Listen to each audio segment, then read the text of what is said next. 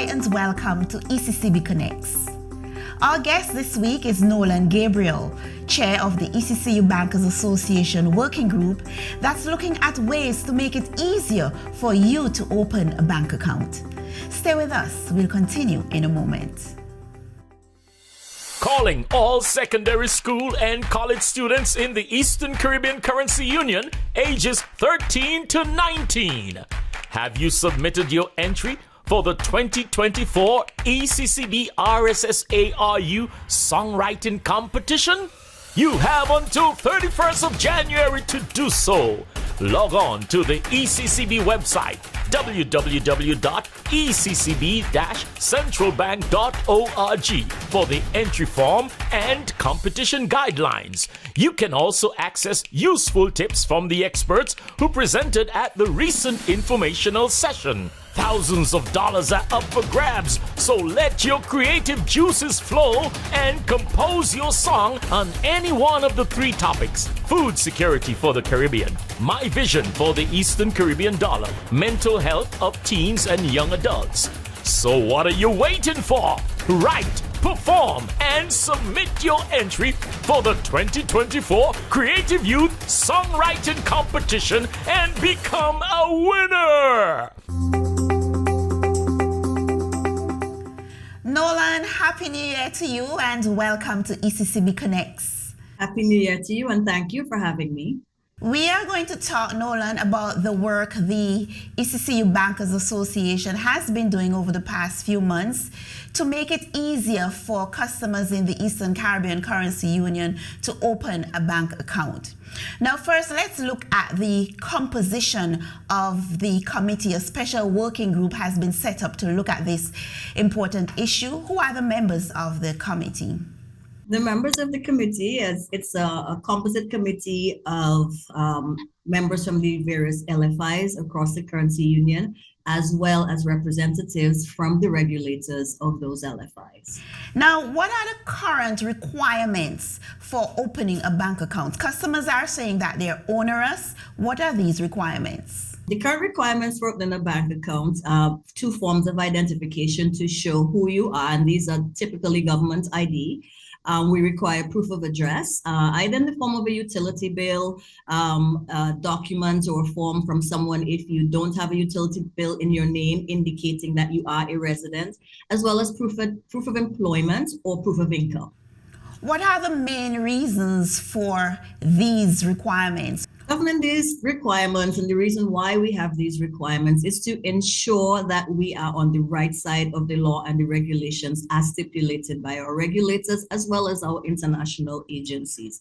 It ensures that we are compliant with all international standards. And of course, it offers that level of security for the customers. Of course, it ensures the integrity, stability, and the security of our financial system. It's protection for our customers, for the financial institution themselves, and as well as for the strength and health of the entire financial system in our union. Norlann, some people wanting to open a bank account may not readily meet these requirements. So, for example, if a young person who has just finished school wants to open an account, they probably don't have proof of address because they don't own a home.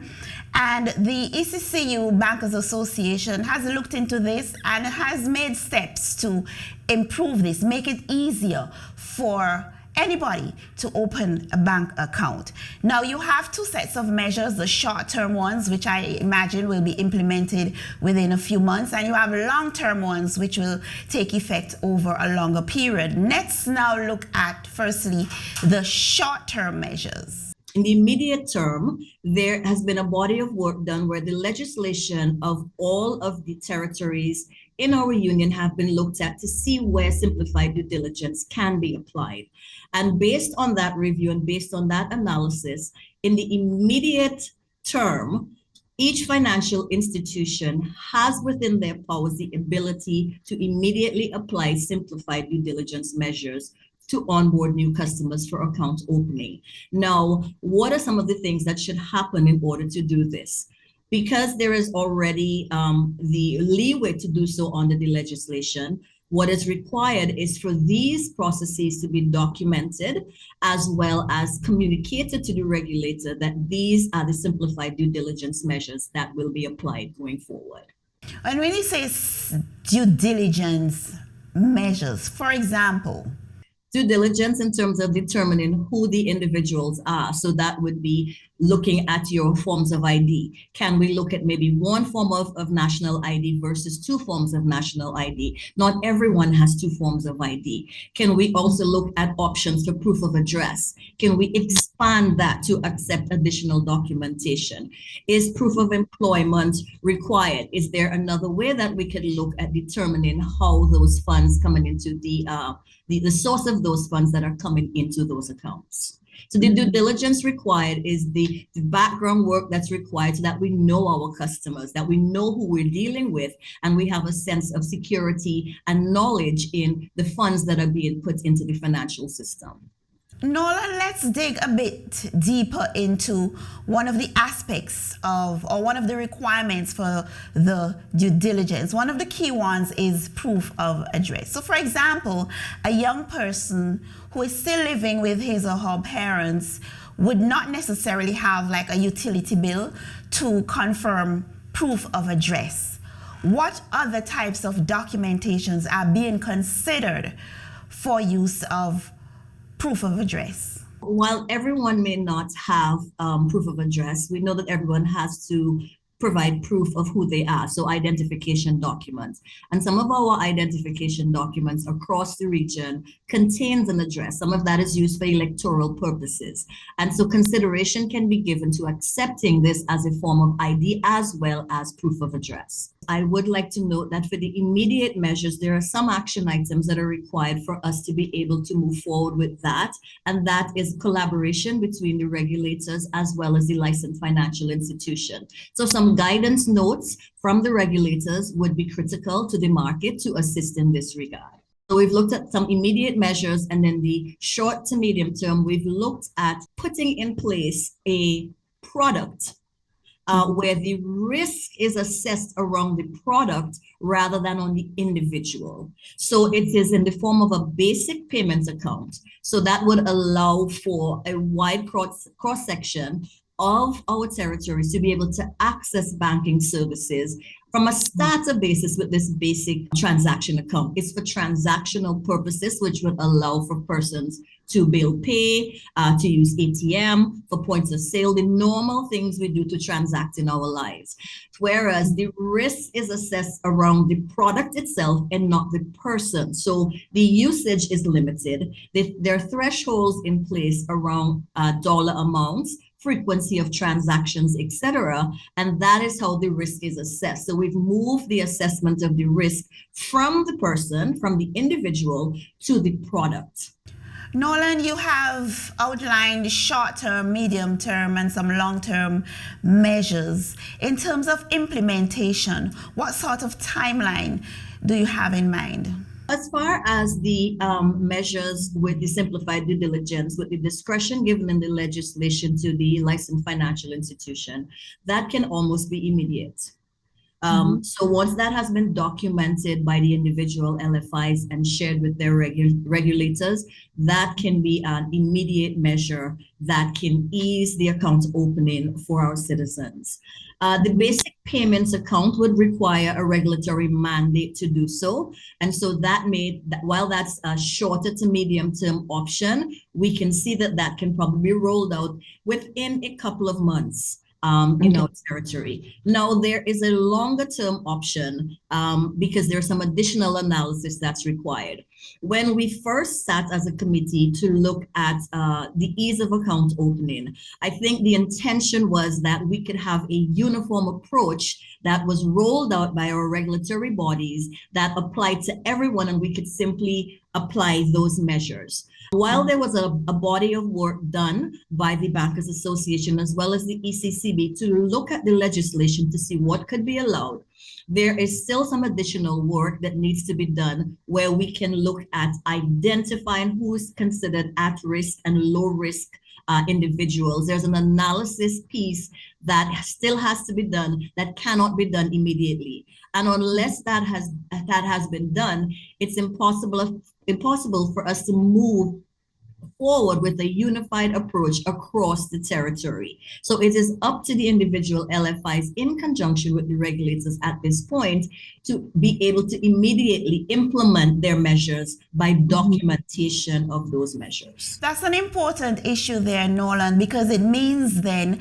as an 8-member currency union that if, let's say, I am in St. Kitts and Nevis and I want to open an account in St. Lucia, that I would not have to go through the entire process again because my information would already be there.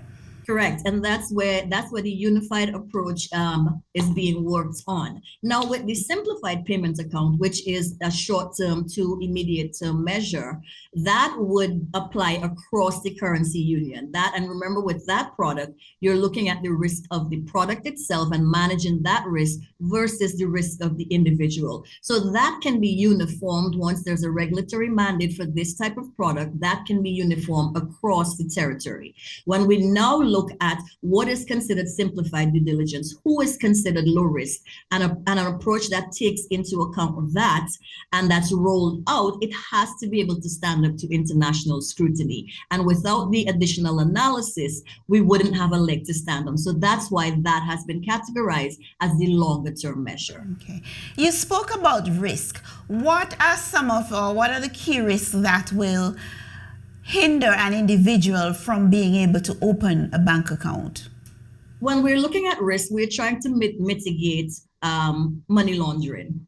We're trying to ensure that the funds that are coming through the system, that those funds, we know the source of those funds, and those funds come from legal means. So the legislation and the spirit of the legislation and the existing regulations does in fact take into account that we are this risk that we're trying to mitigate.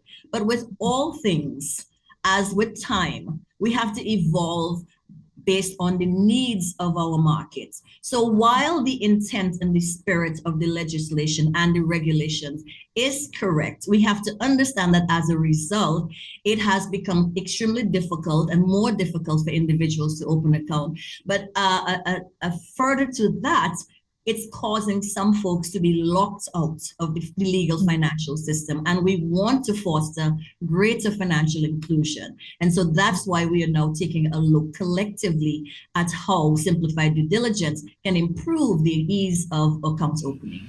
All these measures, the long term, the medium term, the short term, what do they mean? What will they mean when they're all in place for customers of the Eastern Caribbean Currency Union? Less frustration, less time consuming, and less frustration on both parts. Because let's be frank, as a player in a financial institution, we understand that we have to comply with the laws and the regulations.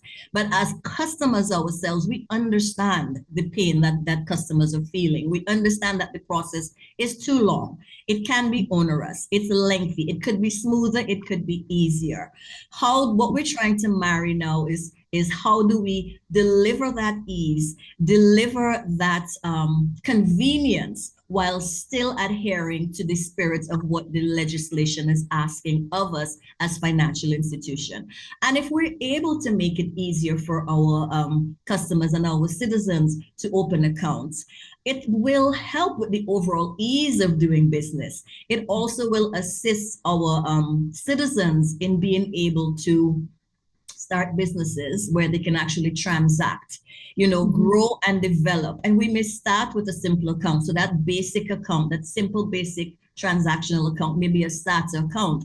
But with that, you have a stepping stone into the financial system where, based on your transaction history and how you've operated that account over time, you can step into the more complicated products and services that certain folks and certain citizens feel locked out of currently. Norlann, I like that. Less frustration and financial inclusion. And I know the citizens of Currency Union are looking forward to the implementation of these measures, which will make it easier for everyone to open a bank account.